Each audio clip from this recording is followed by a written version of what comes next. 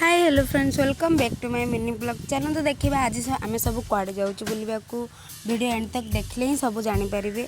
चलो तो देखा एवं जाऊँगी आगे दादा पछरे आम खोड़ी मु नानी पीसा सब आसचु देखो से अन्य भगवान बसी आम आसीगलु पाखापाखि लिफ्ट पाखापाखि आम कड़े जाऊँ तो जानी ना चलो कहीदे यह हूँ ओडिशार सबुठारु श्रेष्ठ शक्तिपीठ तारातारिणी पीठ गंजाम प्रसिद्ध पुरस्ताम पुरी निकटस्थ यह मंदिर प्रसिद्ध अटे।